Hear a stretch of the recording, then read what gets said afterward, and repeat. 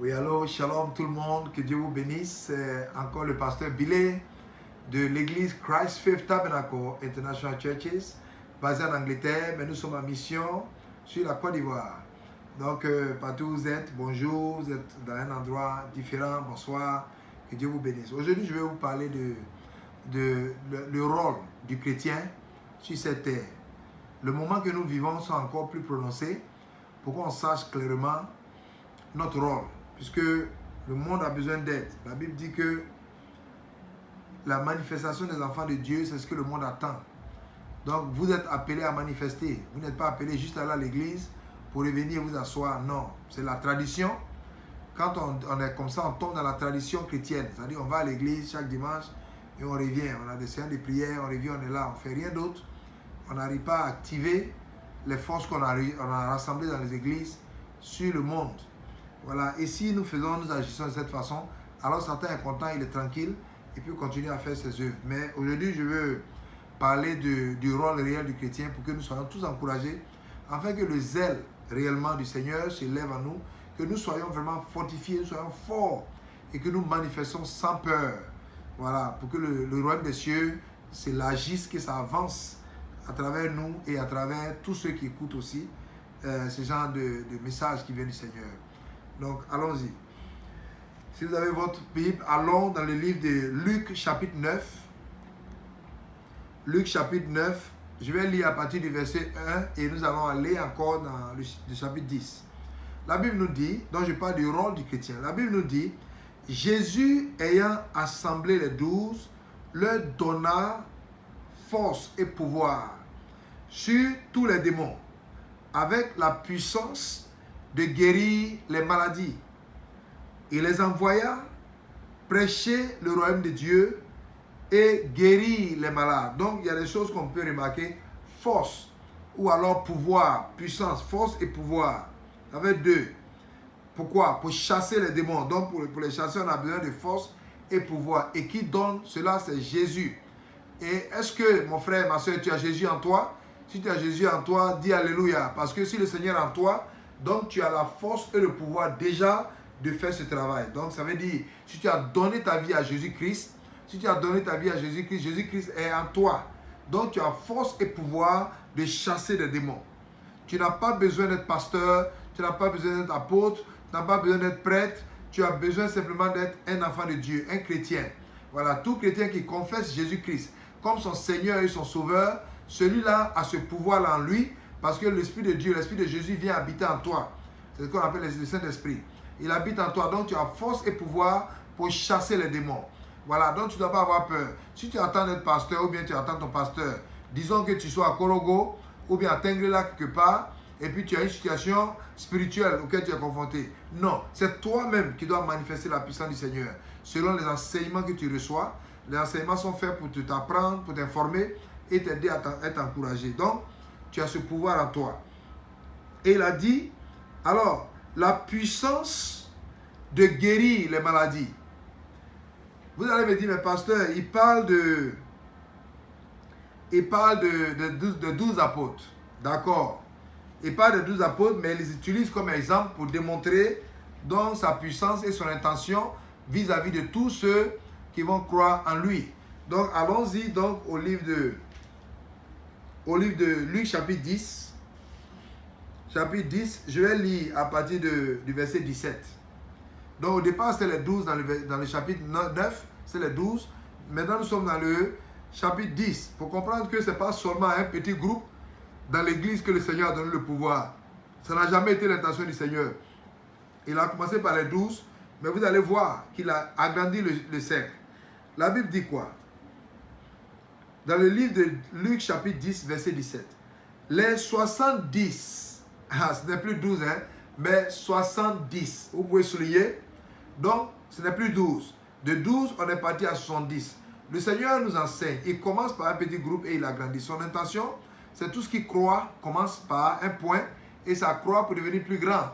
Donc, ça commence par Jésus lui-même, les 12 et ensuite les 70. Et ensuite, dans Pentecôte, Acte chapitre 2, ils étaient plus de 120 que le Saint-Esprit est tombé sur eux. Donc, ça augmente. Maintenant, nous sommes des milliards dans le monde. Voilà, mais l'Esprit de Dieu n'a pas changé, c'est le même esprit. Voilà, donc, la Bible dit quoi? Dans le verset 17 du chapitre 10, les 70 revinrent avec joie, disant, Seigneur, les démons même nous sont soumis en ton nom. 18, Jésus leur dit, je voyais Satan tomber du ciel comme un éclair. Soulignez, je voyais Satan tomber du ciel comme un éclair. Satan est tombé. Il n'est pas venu sur la terre avec un parachute. Non, il est tombé, il a été chassé du ciel et il est tombé sur la terre. Donc c'est un ange déchu. Voilà, un ange déchu. Toi qui es dans le Seigneur, tu es encore arrêté dans le Seigneur. Tu es fort et tu as l'Esprit de Dieu en toi. La Bible dit que celui qui est en nous est plus grand et plus fort que celui qui est sur la terre. Donc tu ne dois jamais avoir peur. Jamais avoir peur, tu dois assumer ton rôle de chrétien, tu dois assumer ton identité de chrétien, tu dois assumer ta responsabilité de chrétien. Voilà, la peur n'est pas une option. Souvenez-vous, dans le début qu'on a enseigné sur l'autorité du chrétien, la peur n'est pas une option. Parce que si tu as peur, alors l'ennemi prend le devant sur toi. C'est un jeu où il n'y a pas de, la peur n'a pas sa place. Donc il faut être courageux, être fort dans la foi. Voilà. Et là, je voyais Satan tomber comme un éclair. Verset 19. Voici, je vous ai donné le pouvoir. Il a dit déjà le passé composé. C'est déjà fait. Je vous ai donné le pouvoir de marcher sur les serpents et les scorpions et toute la puissance. Peut-être que j'ai lu certaines puissances ou des puissances. Non, ce n'est pas ce qui est écrit. Il dit et toute la puissance de l'ennemi, singulier, qui est Satan. Toute la puissance de l'ennemi. Et rien ne pourra vous nuire, a dit le Seigneur. C'est Jésus qui parle. Donc Jésus nous dit, toi qui lis cette parole, le Seigneur s'adresse à toi. Toi qui écoutes cette parole, ces versets, le Seigneur s'adresse à toi. Il dit quoi? Il t'a donné tout le pouvoir. Il t'a déjà donné tout le pouvoir de marcher sur les serpents, sur les scorpions et toute la puissance de l'ennemi. Donc, tu as pouvoir, ton pouvoir est au-dessus du sorcier. Ton pouvoir est au-dessus du féticheur. Ton pouvoir est au-dessus de tout autre pouvoir qui vient des ténèbres. Ça n'a pas d'effet. C'est le chef qui est là, qui est Satan. Et son pouvoir, Dieu t'a donné un pouvoir qui est au-dessus du pouvoir de eux, leur chef. Donc, un chrétien ne doit pas avoir peur. C'est la peur qui fait que beaucoup ne manifestent pas la puissance. Pour manifester la puissance, donc, c'est quoi? Pour manifester la puissance, c'est le cœur, la confiance que ce que Dieu te dit, tu crois simplement à ça de façon littéraire, tel que c'est écrit. Il ne faut pas chercher à ajouter ou à retrancher. Si Dieu dit que je t'ai donné le pouvoir de marcher sur les serpents, si on fait des fétiches qu'on enterre devant ta cour, que si tu marches dessus, rien ne va t'arriver. Voilà, rien ne va t'arriver, c'est zéro. Si on fait des gens se cachent, même s'ils se cachent, qu'ils font des poisons, que tu as pris tes précautions et que tu n'as pas pu te contrôler et que tu as bu, ça ne va rien te faire. Ça ne veut pas dire qu'il faut aller, ne pas prendre des précautions. La Bible dit qu'il faut être vigilant. Voilà, il faut être vigilant. Voilà, si c'est un endroit où les gens veulent te mettre du poison, tu vois, ils sont en train de mettre le poison, tu ne peux pas boire le poison. Mais disons que par exemple, tu as tout pris les précautions qu'il faut, mais malgré ça, ils ont réussi à déjouer tes observations, tout ton système, et puis ils sont allés mettre du poison derrière toi. Ça ne va rien te faire. Dieu va te protéger. Voilà. Cependant, il faut être vigilant. Amen. Il faut être vigilant. Donc, Dieu nous a donné le pouvoir. Je vais vous raconter une histoire qui m'est arrivée en Angleterre. En Angleterre, dans le cadre de mon travail, parce que je suis pasteur, mais je travaillais pour la mairie de la ville qu'on appelle Birmingham. Birmingham, c'est la deuxième grande ville de l'Angleterre. Après Londres, c'est Birmingham. Donc, c'est comme en Côte d'Ivoire. Je suis en Côte d'Ivoire, c'est comme peut-être Boaké. Abidjan, Boaké, voilà. Donc, je travaillais là-bas. Le gouvernement m'a envoyé pour aller évaluer une maison. Et quand je suis rentré, les Blancs, quand ils sont sorciers, et ils écrivent de leur portail, ils écrivent clairement, il y a des choses, des signes qui montrent qu'ils sont dans la sorcellerie. Voilà. C'est ici les gens cachent les pratiques. Voilà. Donc, à leur porte déjà, on sait qui sont. Mais quand je suis rentré dans leur maison, j'étais choqué de voir, à ma droite, il y avait une grande statue de Satan, avec une épée qui regardait le sol, et un serpent autour de lui jusqu'à ses reins. Tout grand, avec, c'était fait en bois en vernis, très grand sur la cheminée qui était en haut. Mais ils étaient fiers. En bas, ils avaient 4 boîtes en glace, c'est-à-dire en glace comme les vitres, mais on pouvait voir. Et ces glaces avaient des serpents vivants à l'intérieur de chaque boîte. Alors le monsieur et sa femme étaient arrêtés. Ils me regardaient pour voir ma réaction. Ils ont vu que ma réaction était normale.